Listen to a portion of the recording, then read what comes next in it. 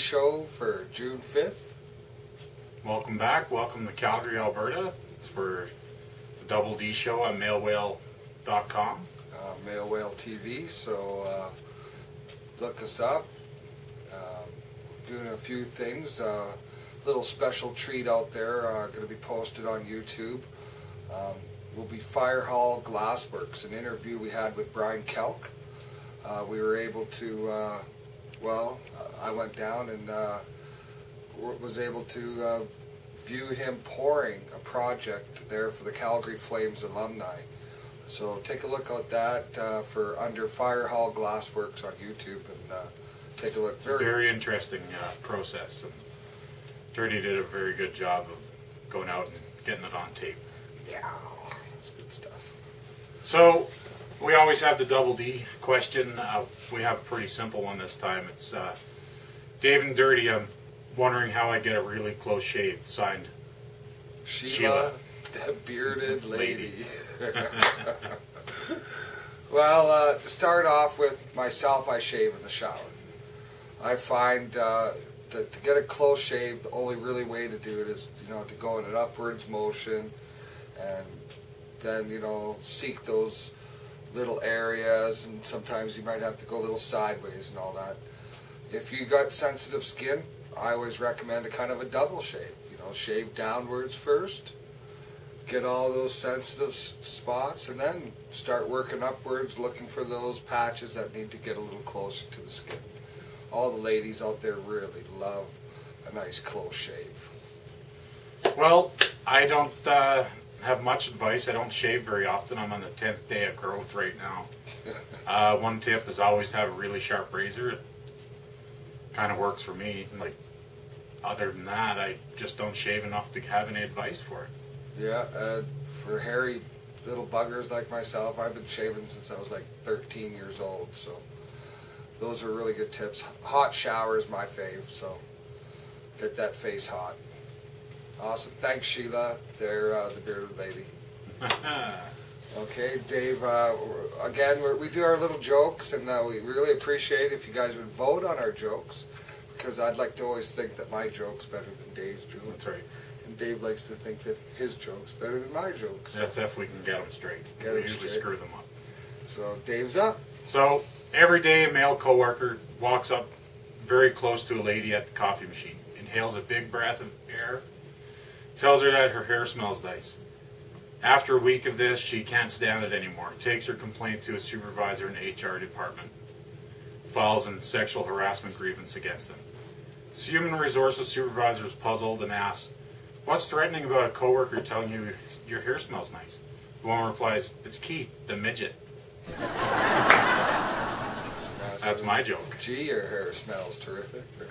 Yeah. Okay, here's my joke. We're in the field here in Alberta.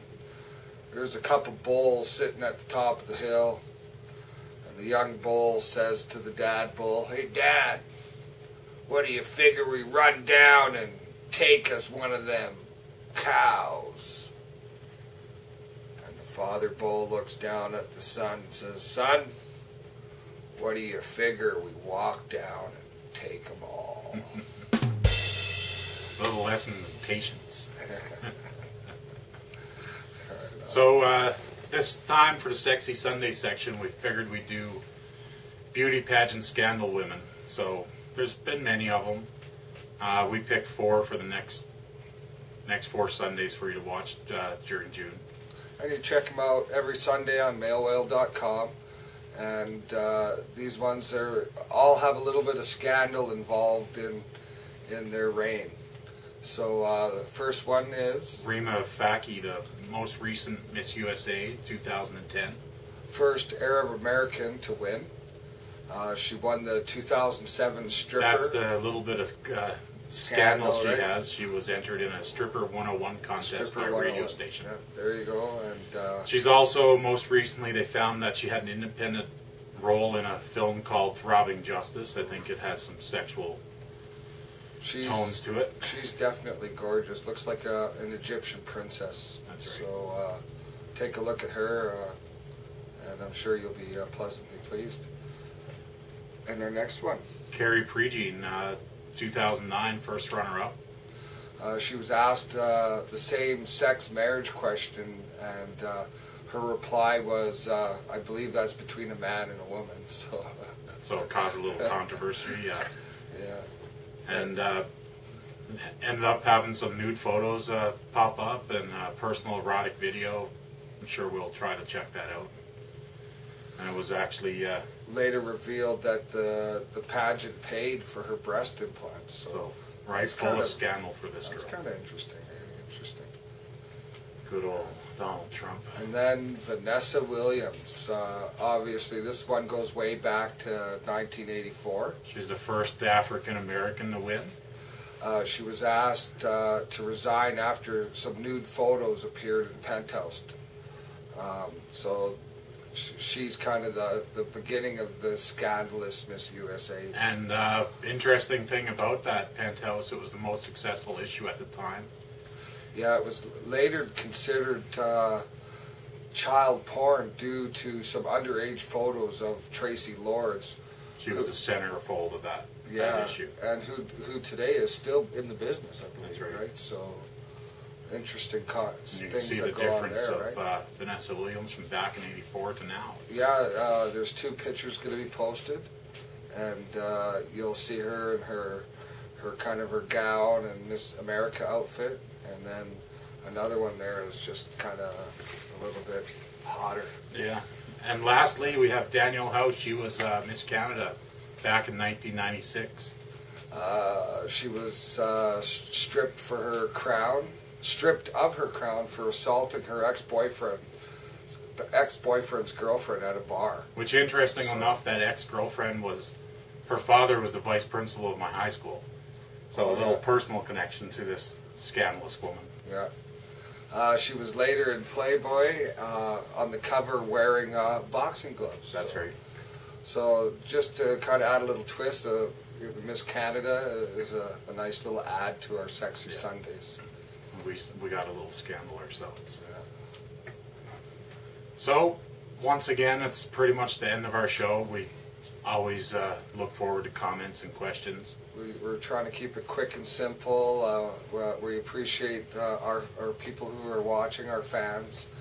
Wanted to touch on a little bit of closing here. Ronnie James Dio, formerly of Rainbow, formerly of Black Sabbath,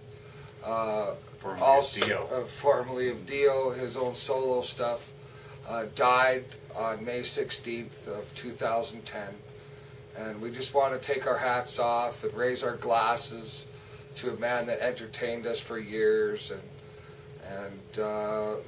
brought a lot of really great music into our lives. So thanks, Ronnie James. Hopefully, we're going to try to play some music, but it seems we never have the rights for any music to play. So, and being with YouTube and their methods, we'll see what happens. What do you get flagged and shut down, right? So, but yeah, if we can bring it to you, we will. If not, you guys go out there, relive some of that old stuff, and just remember a really good musician, and that's that. So again, join us next time, July 3rd, the first Saturday of every month. Awesome. Thanks, everybody. Good night. Good night.